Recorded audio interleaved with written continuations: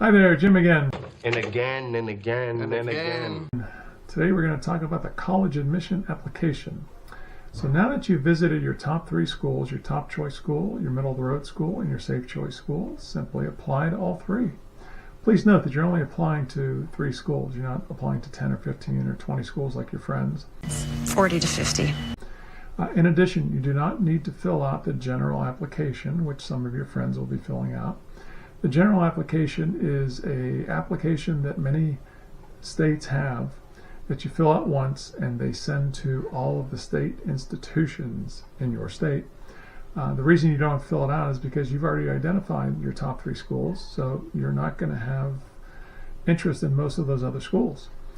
You can fill it out if you want, but keep in mind if there's, let's say, 50 state institutions in your state, you're probably going to be getting 50 emails or text messages or voicemails from each school each week. I have been in the swamped.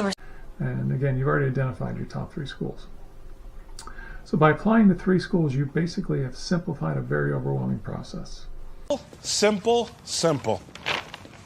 Now, when you're filling out the application, make sure to fill it out exactly. If everybody just follows my instructions. Go over it a couple times.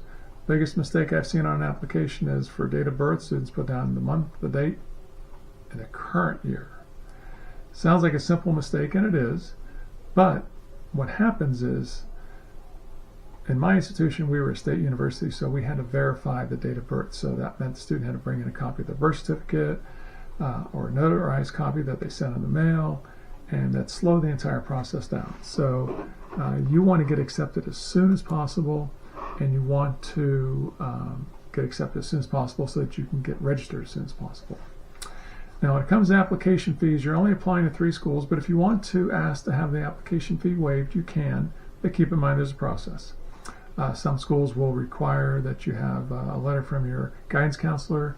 I'll talk about the FAFSA in a minute, but some schools will use the EFC, the Estimated Family Contribution Number from your FAFSA. That is the amount of money that the government has determined that your family can contribute to your education based on the information you put into the FAFSA. And so the lower that number, the better your chance of getting financial aid, and the better the chance that the school will waive your application fee. In terms of application essays, Half essay, half memoir. mostly selective admission schools will require an essay. Some schools may not require an essay to get into the university, but to get into a selective program within that university, they'll require an essay. For example, you might not be required to fill out an essay to get into the school, but you may need to fill out an essay to get into the school's architecture program or physical therapy program. When it comes to essays, you want to answer the question or the prompt exactly, and you want to tailor that essay to that particular college. I know that sounds simple, but nothing looks worse than filling out one essay and sending it to all the colleges. That's similar to doing a generic resume, generic cover letter, sending out to 50 companies and then wondering why no one's called you.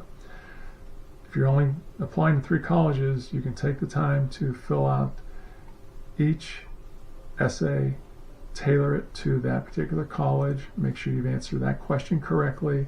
So when that college looks at the essay, they know you've taken the time to read that question, answer it as best you can, use as many specific examples as you can, and then send it off, and you'll do just fine.